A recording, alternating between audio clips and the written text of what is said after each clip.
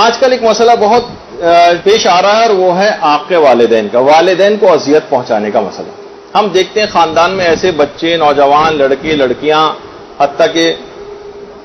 ادھیڑ عمر اور بوڑھے جن کے بھی والدین حیات ہیں، وہ بھی اپنے والدین کو اذیت پہنچا رہے ہوتے ہیں، ان کی شان میں گستاخیاں کر رہے ہوتے ہیں. اور اگر وہ اب اتنی گستاخیاں کرنے کے بعد اب نادم اور پشیمان بھی ہوتے ہیں تو والدین اتنے زیادہ ان سے بدظن ہو چکے ہوتے ہیں کہ وہ ان کو معاف کرنے کو تیار نہیں ہوتے. ایک مسئلہ یہ. اور بعض اوقات یہ ہوتا ہے کہ والدین بیچارے جو ہے وہ مظلوم بنے ہوئے ہوتے ہیں، رو رہے ہوتے ہیں، پریشان ہو رہے ہوتے ہیں، اولاد اتنی زیادہ ان کو اذیتیں پہنچا رہی ہوتی ہے، اور ہم اپنی آنکھوں سے دیکھ رہے ہیں کہ مثلا ہمارا بھائی، ہمارا شوہر، ہمارا جو ہے وہ بیٹا، وہ مسلسل اذیتیں اپنے والدین کو جو ہے مثلا پہنچا رہا ہے، اور وہ کسی صورت نظر آ رہا ہے کہ یہ اذیتیں مسلسل پہنچاتا جا رہا ہے اور اس کی عاقبت خراب ہوئی چلی جا رہی ہے، اور یہ اس طرف متوجہ بھی نہیں. کیا کیا جائے ان لوگوں کے لیے؟ لوگ بہت زیادہ پریشان ہوتے ہیں اور سمجھ میں نہیں آتا، اور مسلسل علماء سے پوچھتے بھی رہتے ہیں کہ ہم کیا کریں. اچھا، اب اس کا ایک حل پیغمبر اسلام ختم مرتبت صلی اللہ علیہ وآلہ وسلم نے بتایا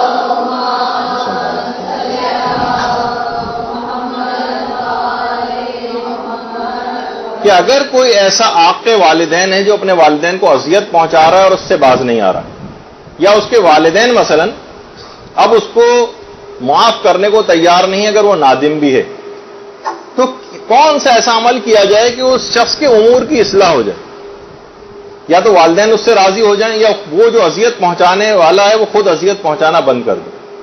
اور پیغمبر اسلام نے سلمان فارسی کو قسم کھا کر اس کا یہ فائدہ بتایا ہے کہ اگر کوئی شخص والدین کو کا نافرمان ہو اور عاق والدین، اور وہ دیکھیے والدین کا کتنا زیادہ مرتبہ اور درجہ ہے کہ وَقَضَىٰ رَبُّكَ أَلَّا تَعْبُدُوا إِلَّا إِيَّاهُ وَبِالْوَالِدَيْنِ إِحْسَانًا. یہ پروردگار کا فیصلہ ہے کہ اس کے سوا کسی کی عبادت نہیں کی جا سکتی، اور یہ کہ والدین کے ساتھ احسان سے پیش آنا چاہیے. جیسے کہ آپ اکثر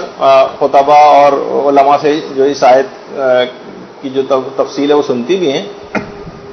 کہ جو شخص بھی اپنے والدین کو اذیت پہنچائے تو پیغمبر اسلام نے اس کا طریقہ بتایا کہ اگر وہ دعائے یستشیر پڑھے تو اس کے امور کی اصلاح ہو جائے گی. دعا یستشیر. آقا نصر اللہ بروجردی نے اپنی کتاب میں جہاں بہت سارے فائدے دعا یستشیر کے ہیں، ان کے اندر یہ فائدہ پیغمبر اسلام کا بتایا گیا ہے کہ جو شخص بھی دعا یستشیر پڑھے گا اور وہ والدین کا نافرمان ہے اس کے امور کی اصلاح ہو جائے گی. اچھا، کوئی اور شخص بھی مثلا آپ دیکھ رہی ہیں کہ فلاں ہمارا بھائی، فلاں ہمارا رشتہ دار وہ اس کام کو مسلسل کر رہا ہے اور اس طرف متوجہ نہیں ہے اور مسلسل اذیتیں پہنچا رہا ہے، تو اس کی طرف سے آپ بھی دعا یستشیر پڑھ سکتی ہیں. چاہے تو وہ خود پڑھیں اگر اپنے امور کی اصلاح چاہتا ہے اور والدین کو راضی کرنا چاہتا ہے اور والدین تیار نہیں ہو رہے ہیں اسے معاف کرنے پہ، اتنی پچھلی زندگی ایسی گزر چکی، یا پھر اس کی طرف سے کوئی دوسرا شخص بھی اس عمل کو کر سکتا. یہ بہت اہم ترین چیز ہے. اس کو اتنا وقت نہیں ہے کہ اس میں مزید ہم تفصیل بیان کریں، لیکن بہرحال یہ کہ یہ ایک ایسی چیز ہے کہ جس کو رائج کرنا چاہیے، کیونکہ بہت زیادہ معاشرے کے اندر یہ ایک مورد ابتلا مسئلہ بن کے رہ گیا ہے.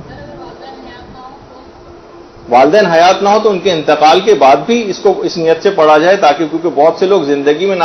فرما بردار ہوتے ہیں، مرنے کے بعد آنکھ لکھے جاتے ہیں. بہت سے افراد زندگی میں آنکھ ہوتے ہیں لیکن والدین کے انتقال کے بعد ان کے لیے اتنے نیک اعمال انجام دیتے ہیں کہ مرنے کے بعد وہ نیکوکار اور والدین کے فرما بردار لکھے جاتے ہیں. تو وہ اپنی قسمت کو اور آخرت کو تبدیل بھی کروا سکتا ہے پروردگار کے اس فیصلے سے اپنے ان اعمال کے ذریعے. برحمتك يا أرحم الراحمين وصلى الله على محمد وآله